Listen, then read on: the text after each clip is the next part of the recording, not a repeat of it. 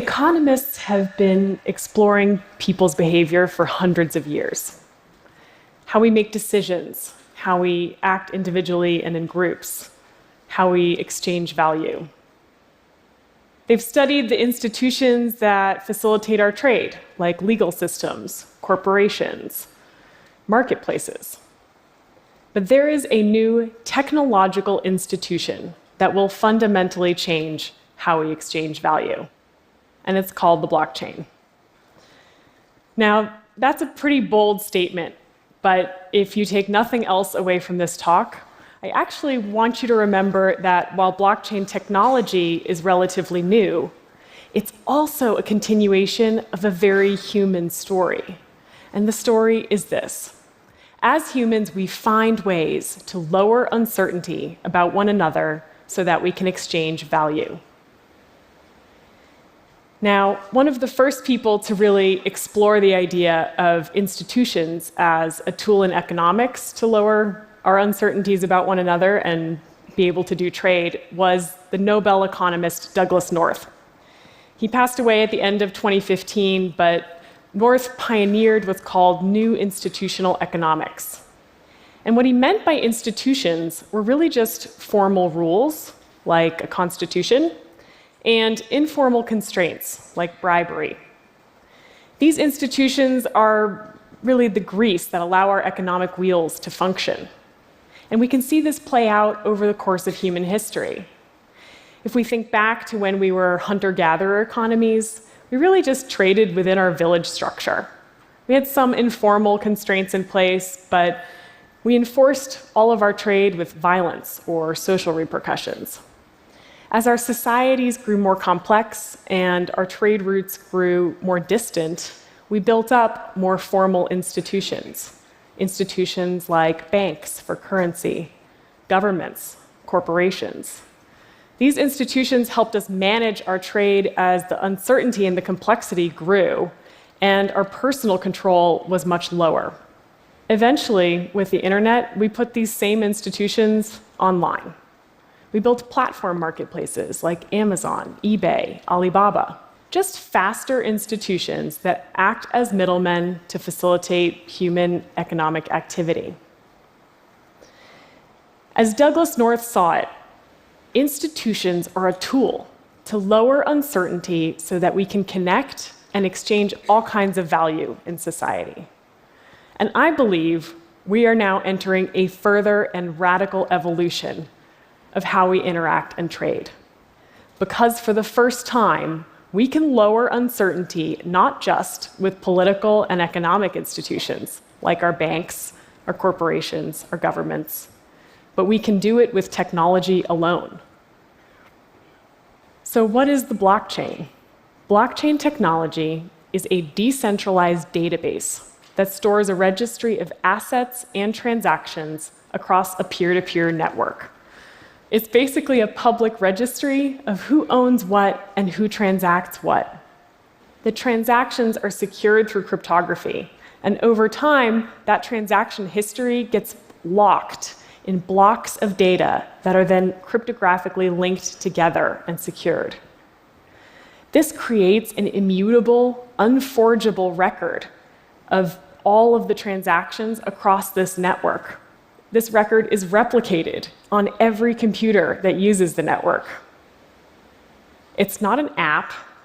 It's not a company. I think it's closest in description to something like Wikipedia. We can see everything on Wikipedia. It's a composite view that's constantly changing and being updated. We can also track those changes over time on Wikipedia, and we can create our own wikis, because at their core, they're just a data infrastructure. On Wikipedia, it's an open platform that stores words and images and the changes to that data over time. On the blockchain, you can think of it as an open infrastructure that stores many kinds of assets. It stores the history of custodianship, ownership, and location for assets like the digital currency Bitcoin, other digital assets like a title of ownership of IP, It could be a certificate, a contract, real-world objects, even personal identifiable information. There are, of course, other technical details to the blockchain, but at its core, that's how it works. It's this public registry that stores transactions in a network and is replicated so that it's very secure and hard to tamper with. Which brings me to my point of how blockchains lower uncertainty and how they therefore promise to transform our economic systems in radical ways. So uncertainty is kind of a big term in economics, but I want to go through 3 forms of it that we face in almost all of our everyday transactions, where blockchains can play a role. We face uncertainties like not knowing who we're dealing with, not having visibility into a transaction, and not having recourse if things go wrong. So let's take the first example, not knowing who we're dealing with. Say I want to buy a used smartphone on eBay. The first thing I'm going to do is look up who I'm buying from. Are they a power user? Do they have great reviews and ratings? Or do they have no profile at all? Reviews, ratings, check marks, these are the attestations about our identities that we cobble together today and use to lower uncertainty about who we're dealing with. But the problem is they're very fragmented. Think about how many profiles you have. Blockchains allow for us to create an open global platform on which to store any attestation about any individual from any source. This allows us to create a user-controlled, portable identity. More than a profile, it means you can selectively reveal the different attributes about you that help facilitate trade or interaction. For instance, that a government issued you an ID, or that you're over 21, by revealing the cryptographic proof that these details exist and are signed off on. Having this kind of portable identity around the physical world and the digital world means we can do all kinds of human trade in a totally new way. So I've talked about how blockchains could lower uncertainty in who we're dealing with. The second uncertainty that we often face is just not having transparency into our interactions. Say you're going to send me that smartphone by mail. I want some degree of transparency. I want to know the product I bought is the same one that arrives in the mail and that there's some record for how it got to me. This is true not just for electronics like smartphones, but for many kinds of goods and data, things like medicine, luxury goods, any kind of data or product that we don't want tampered with. The problem in many companies, especially those that produce something complicated like a smartphone, is they're managing all of these different vendors across a horizontal supply chain.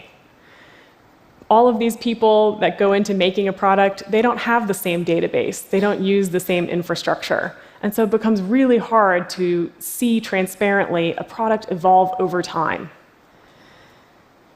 Using the blockchain, we can create a shared reality across non-trusting entities. By this, I mean all of these nodes in the network do not need to know each other or trust each other because they each have the ability to monitor and validate the chain for themselves. Think back to Wikipedia. It's a shared database. And even though it has multiple readers and multiple writers at the same time, it has one single truth. So we can create that using blockchains. We can create a decentralized database that has the same efficiency of a monopoly without actually creating that central authority. So all of these vendors, all sorts of companies, can interact using the same database without trusting one another. It means for consumers, we can have a lot more transparency. As a real-world object travels along, we can see its digital certificate or token move on the blockchain, adding value as it goes. This is a whole new world in terms of our visibility. So I've talked about how blockchains can lower our uncertainties about identity and how they change what we mean about transparency in long distances and complex trades, like in a supply chain. The last uncertainty that we often face is one of the most open-ended, and it's reneging. What if you don't send me the smartphone? Can I get my money back? Blockchains allow us to write code, binding contracts between individuals, and then guarantee that those contracts will bear out without a third-party enforcer. So if we look at the smartphone example, you could think about escrow. You are financing that phone, but you don't need to release the funds until you can verify that all the conditions have been met. You got the phone. I think this is one of the most exciting ways that blockchains lower our uncertainties, because it means to some degree we can collapse institutions and their enforcement. It means a lot of human economic activity can get collateralized and automated, and push a lot of human intervention to the edges, the places where information moves from the real world to the blockchain. I think what would probably floor Douglas North about this use of technology is the fact that the very thing that makes it work, the very thing that keeps the blockchain secure and verified, is our mutual distrust. So rather than all of our uncertainties slowing us down and requiring institutions like banks, our governments, our corporations, we can actually harness all of that collective uncertainty and use it to collaborate and exchange more and faster and more open. Now, I don't want you to get the impression that the blockchain is the solution to everything. Even though the media has said that it's going to end world poverty, it's also going to solve the counterfeit drug problem and potentially save the rainforest. The truth is, this technology is in its infancy, and we're going to need to see a lot of experiments take place and probably fail before we truly understand all of the use cases for our economy. But there are tons of people working on this, from financial institutions to technology companies, startups, and universities. And one of the reasons is that it's not just an economic evolution.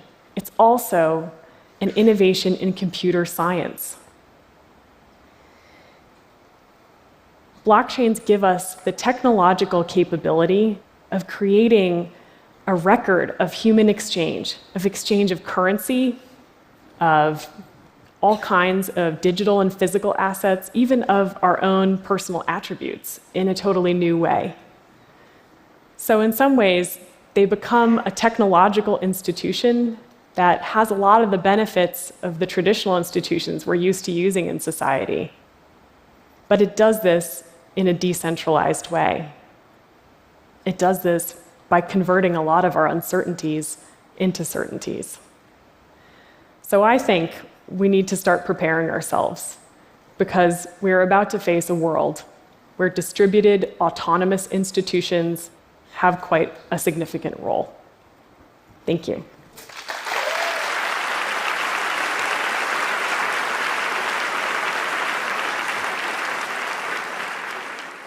Thank you, Bettina. I think we understood that it's coming, it offers a lot of potential, and it's complex. What is your estimate for the rate of adoption? I think that's a really good question. My lab is pretty much focused on going the enterprise and government route first, because in reality, blockchain is a complex technology. How many of you actually understand how the internet works? But you use it every day. So I think we're sort of facing the same John Scully idea of technology should either be invisible or beautiful. And blockchain is kind of neither of those things right now. So it's better suited for either really early adopters who kind of get it and can tinker around, or for finding those best use cases like identity or asset tracking or smart contracts that can be used at that level of an enterprise or government. Thank you. Thanks for coming to TED. Thanks.